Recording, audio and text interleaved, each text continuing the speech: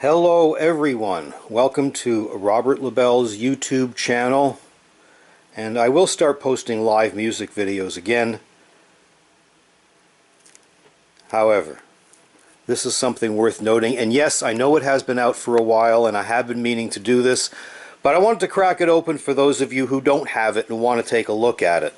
So let's, first of all, let's take this off and take a look at Bob Dylan's Through the Open Window, the Bootleg Series Volume 18, 1956 to 1963. Wow, look at that. So needless to say, these are CDs. And let's see if we can get this off here. See, first you gotta just kind of dig into it. And wow, I think they make these things child-proof. Probably so much the better. So, there.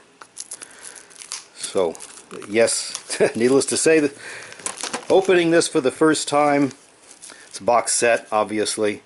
There are, I'm not even sure how many CDs there are. Let's take a look. This disc, half a dozen CDs. Wow, we can take a look at the running order of this.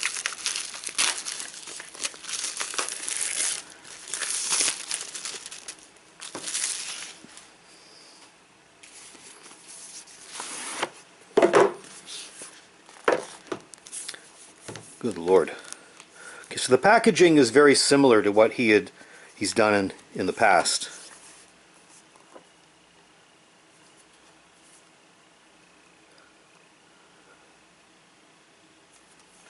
And as usual, one picture being worth 1,000 words.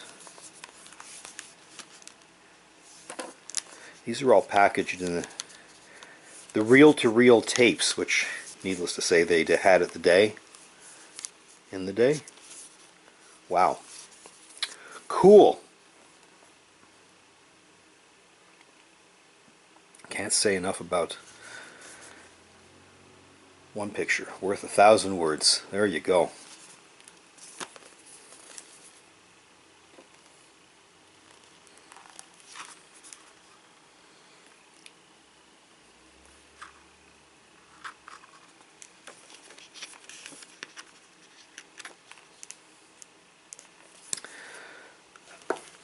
And won't go through everything here. Wow, that's something. So Through the Open Window, I won't read it all. 56 to 63, October 26, 63. Bob Dylan performed a landmark concert at Carnegie Hall. Since arriving in the city 2.5 years earlier, Dylan had won a reputation as the foremost rising talent on the Greenwich Village folk music scene. So this is all pretty much before that. That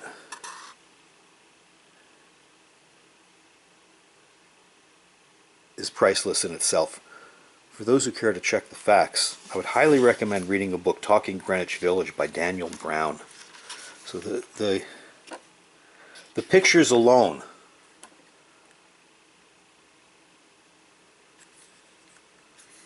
again, I have not seen this, so I'm as surprised as you are if you don't have the box set yet. This goes out to all the Bob Dylan fans out there.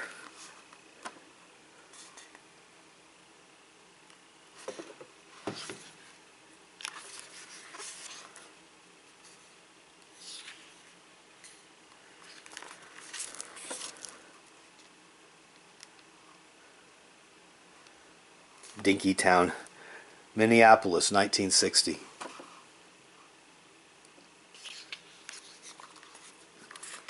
I'm not going to talk too much, I just let the pictures speak for themselves. Okay, so Cafe Bazaar, New York City, 1959.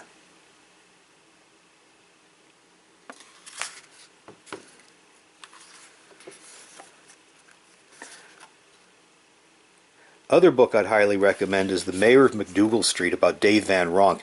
That is a priceless photograph.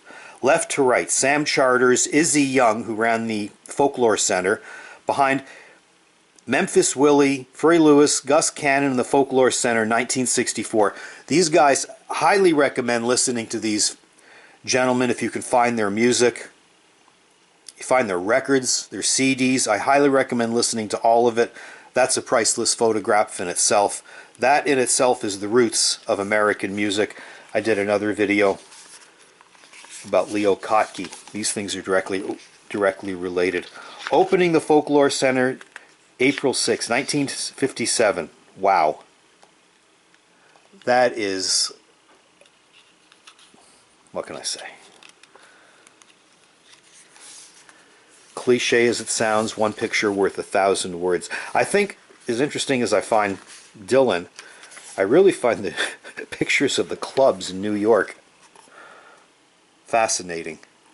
It's a real, just like, as I've said probably many times in the past, it's like parting the curtains and looking back into a different world. These, needless to say, were all taken at the Newport Folk Festival.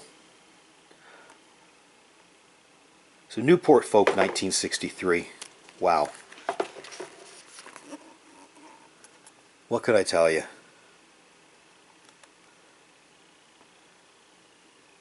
This is, of course, Bob Dylan and Joan Baez.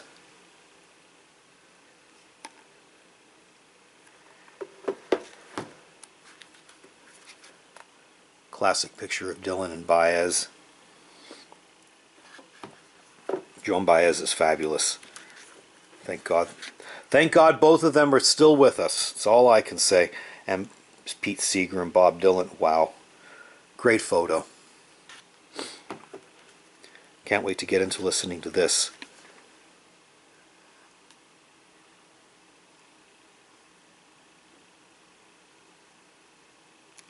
Let's see what else. Okay, that's a classic photograph. Everyone's seen that. These are the shots that I think I probably find the most interesting.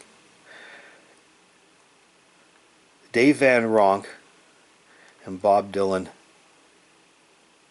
Susie Rotolo. So that's, needless to say, has got to be in Greenwich Village, 1963. Wow.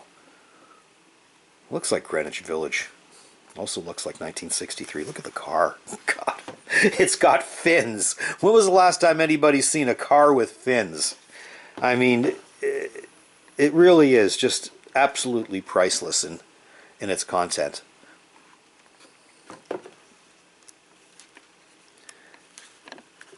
More of Bob Dylan and Susie Rotolo.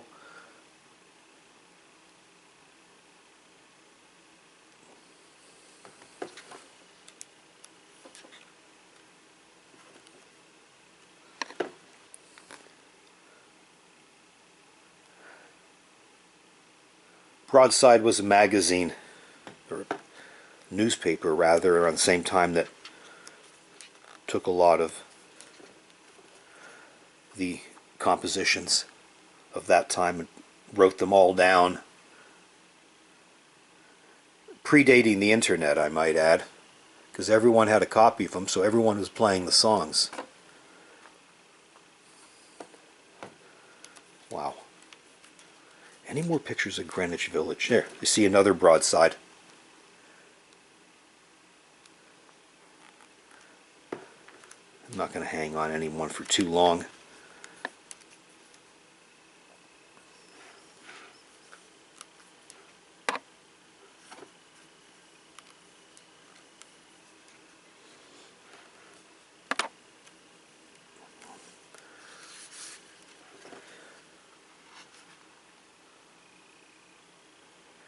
Carolyn Hester recording session, New York City, September 30, 1961.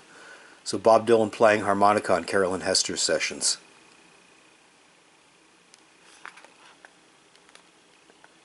Again, these are the photographs I find more priceless than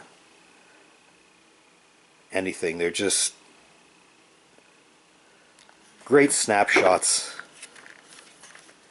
Anything else? There. Alright, this one is, I have to read it, Cafe Wa, New York City. What is that? 1961. Wow.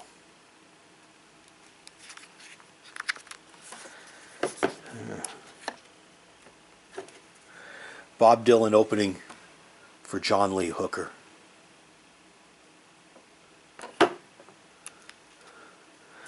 That appears, that I find, I think is probably one of the top 10 photographs in the book. Again, opening of the Folkloric Center, 1957. Wow. That is something. They used to have concerts in the park in Washington Square in New York. So again, I would highly recommend reading Talking Greenwich Village. A lot of issues concerning the concerts in the park. There were some real problems. And of course, great picture of Woody Guthrie, Gene Ritchie, 1948. Can't say enough. Anyhow, I'm coming to the end of this because we're rapidly running out of... Wow. Jack Kerouac, New York, 1959. And the guy who's taking the picture is in the mirror. I mean, that's... Let's see if I can't get zero in on the text on that. Well, so that pretty much covers Bob Dylan Through the Open Window. Let's see if I missed anything here. I don't think I did. Pretty sure I didn't. Oh, it's kind of where we started.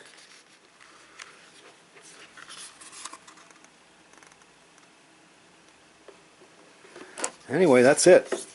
Yeah, so, Bob Dylan Through the Open Window. Here's the book. There is a collection of CDs.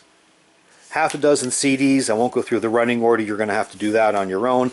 Highly recommended. I've heard little bits and pieces, but not much. But for the Bob Dylan fans, they also have, let's see, that's too small print. A lot of previously unreleased material. So, in closing, Through the Open Window, Bob Dylan Bootleg Series, Volume 18, 1956 to 1963. I would highly recommend, yes, I've said it 3 times now, Daniel Brown's book, Talking Greenwich Village.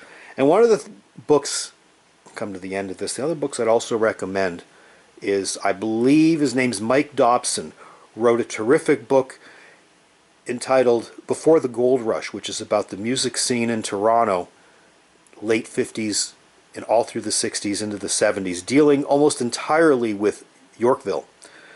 A lot of the issues that were in Greenwich Village existed in Yorkville, a lot of the problems, circumstances, and some of the things that eventually led to its demise. All worth looking into. Can't say enough, folks. Robert Labell YouTube, and I'm going to be posting more live performances. Not everything is going to be about opening books, but this is worth the price of admission. And thanks for tuning in. Take care, folks. We'll see you soon.